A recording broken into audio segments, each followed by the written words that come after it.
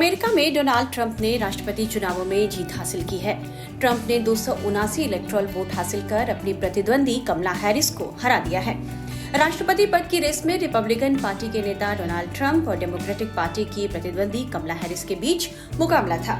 कमला Harris को कुल 219 electoral vote मिले हैं। चुनाव में जीत की तस्वीर साफ होने के बाद ट्रंप अपनी पत्नी मेलानिया के साथ समर्थकों के बीच में पहुंचे और अपनी जीत का दावा करते हुए समर्थकों को संबोधित किया। Well, I want to thank you all very much. This is great. These are our friends. We have thousands of friends on this. America वासियों, आपका धन्यवाद। आप लोग हमारे दोस्त हैं और इस मौके पर हजारों दोस्त यहाँ मौजूद हैं। ये ऐसा क्षण है जिसे अब तक किसी ने नहीं देखा होगा और मुझे ये विश्वास है कि इस देश ने ऐसा राजनीतिक मूवमेंट पहले कभी नहीं देखा होगा। अब ये आने वाले समय में नए स्तर पर पहुंचने वाला है। हम अपने देश को मुश्किलों से निकालेंगे क्योंकि हमारा देश कई मुश्किलों से जूझ रहा है और हमारे देश को बहुत ज्यादा मदद की जरूरत है। हम अपने देश के बॉर्डर्स को सुरक्षित करेंगे और बड़े मुद्दों पर काम करेंगे। हमने किसी वजह से आज इतिहास रचा है। हम ऐसी कई बड़ी चुनौतियों से निकल कर आए हैं जिनके बारे में किसी ने सोचा भी नहीं होगा और देखिए इसका नतीजा कितना शानदार रहा। Here that we've achieved the most incredible political thing. Look what happened. Is this crazy? ऐसे में समझते हैं कि उपराष्ट्रपति कमला हैरिस के राष्ट्रपति बनने का सपना कैसे टूट गया। वे क्या कारण रहे जिसकी वजह से कमला हैरिस ट्रंप से पिछड़ गई। तो इसके कई कारण समझे जा रहे हैं। इसमें एक बड़ी वजह यह मानी जा रही है कि राष्ट्रपति जो बाइडेन की सत्ता विरोधी लहर का खामियाजा कमला हैरिस को उठाना पड़ा। इसके अलावा मुसलमानों की उपेक्षा भी कमला हैरिस पर भारी पड़ गई, जबकि गाजा को लेकर ट्रंप मुसलमानों का समर्थन मिल गया। दरअसल ट्रंप ने अपने चुनाव प्रचार में यह दावा किया था कि वे जंग को पसंद नहीं करते हैं और वे गाजा में युद्ध को रुकवाएंगे। ट्रंप ने यह दावा मुसलमानों के उन प्रदर्शनों के खिलाफ किया था जो बाइडेन के खिलाफ इसलिए किया गया क्योंकि अमेरिकी मुसलमान यह मान रहे थे कि बाइडेन गाजा से सीज फायर कराने में नाकाम रहे। इसके उलट वे इजराइल को बढ़ावा दे रहे हैं और वहां हथियारों की तैनाती कर रहे हैं। रिपोर्ट्स के मुताबिक इन प्रदर्शनों में एशिया, अफ्रीका और ब्लैक मुसलमानों ने कहा था कि यदि बाइडेन की यही नीति रही तो हम चुनाव में डेमोक्रेट्स को समर्थन नहीं देंगे। अमेरिका में राष्ट्रपति चुनाव के लिए 5 नवंबर को होने वाली वोटिंग से ठीक पहले अमेरिका की मध्य पूर्व नीति के खिलाफ प्रदर्शनकारियों ने 2 नवंबर को मिशिगन में रैली निकाली। तब प्रदर्शनकारियों ने क्या कहा था, ये सुनिए।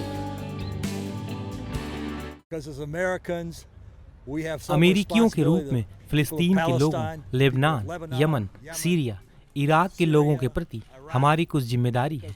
क्योंकि इजराइल को किसी भी अन्य देश की तुलना में अधिक सहायता मिलती है, इसलिए बिना सहायता के इजराइल नरसंहार नहीं कर सकता था। और अमेरिकी होने के नाते हमारी जिम्मेदारी है कि और हमें अपनी सरकार को नरसंहार में मदद करने और बढ़ावा देने से रोकने के लिए कार्रवाई करनी चाहिए। बताया जाता है कि गाजा इजराइल युद्ध बढ़ने और इजराइल फिलिस्तीनी युद्ध में अमेरिका की विदेश नीति को लेकर अमेरिका में रहने वाले मुसलमानों में बाइडेन प्रशासन को लेकर नाराजगी थी। यह नाराजगी इतनी बढ़ गई कि यह वोटों में तब्दील हो गई। अमेरिकी मुसलमान कहते रहे कि बाइडेन प्रशासन को इजराइल के समर्थन से पीछे हटना चाहिए। वे इस बात से नाराज थे कि बाइडेन और हैरिस सिर्फ दिखावे के लिए इजराइल की आलोचना करते हैं, लेकिन मौका मिलते ही उनकी मदद भी करते हैं। वहीं ट्रंप शुरू से कहते रहे कि राष्ट्रपति बनते ही वह इस युद्ध को रुकवा देंगे। ऐसे में समझा जा रहा है कि चूंकि कमला हैरिस बाइडेन की टीम का हिस्सा थी और बाइडेन के चुनावी मैदान से हटने के बाद उम्मीदवार बनी, तो मुसलमानों की नाराजगी का खामियाजा उन्हें उठाना पड़ा। मीडिया रिपोर्ट्स में कहा जा रहा है कि बाइडेन के बाद कमला ने भी मुसलमानों की नाराजगी को गंभीरता से नहीं लिया। अमेरिका में लगभग 25 लाख मुसलमान मतदाता हैं। मुस्लिम मतदाता एरिजोना, जॉर्जिया, मिशिगन, नेवादा, उत्तरी कैरोलिना, पेंसिल्वेनिया और विस्कॉन्सिन जैसे प्रमुख स्विंग राज्यों में रहते हैं। ये मतदाता चुनाव के परिणाम को निर्धारित कर सकते हैं। मुस्लिम मतदाताओं की बात करें तो मिशिगन यकीनन उम्मीदवारों के लिए सबसे महत्वपूर्ण स्विंग राज्य था, क्योंकि अमेरिका की सबसे बड़ी मुस्लिम आबादी यहीं पर है। इसलिए ट्रंप और हैरिस ने मिशिगन में कड़ी मेहनत की थी। अमेरिका के मिशिगन में बड़ी तादाद में मिडिल ईस्ट और उत्तरी अफ्रीका के लोग रहते हैं, जिसमें करीब 2 लाख तो अमेरिकी वोटर्स हैं। मीडिया रिपोर्ट्स के मुताबिक यहाँ रहने वाले मुसलमानों ने डेमोक्रेट्स के खिलाफ मुहिम छेड़ दी थी और कहा था कि यदि बाइडेन अब भी नहीं संभले तो हम डेमोक्रेट को समर्थन नहीं देंगे। दूसरी तरफ ट्रंप ने जैसे ही ये वादा किया कि वे युद्ध रुकवा देंगे, मुसलमानों का समर्थन उन्हें मिलने लगा। वहीं ट्रंप ने हिंदू वोटर्स को भी खुश कर दिया। ट्रंप को चुनाव जिताने में अमेरिकी हिंदुओं का बड़ा रोल माना जा रहा है। ट्रंप खुलकर खुद को हिंदुओं का बड़ा फैन बताते रहे हैं। I am a big fan of Hindu and I am a big fan of India. Big fan. Big fan. Let me start by stating right up front that if I'm elected president, the Indian and Hindu community will have a true friend in the White House. That I can guarantee you, that I can tell you. An entire new India. Under a Trump administration, we are going to become even better friends. In fact, I'll take the word even out because we are going to be best friends. There won't be any relationship more important to us. Well, we will defeat radical Islamic terrorism. When I'm president, we will stand shoulder to shoulder with India in sharing intelligence and keeping our people safe mutually. चुनाव से पहले Trump ने ऐसा बड़ा दांव खेला जो उनके सिर पर जीत का सेहरा सुनिश्चित कर गया। ट्रंप का ये दाव था खुद को हिंदू हितों के रक्षक के तौर पर प्रोजेक्ट करने का।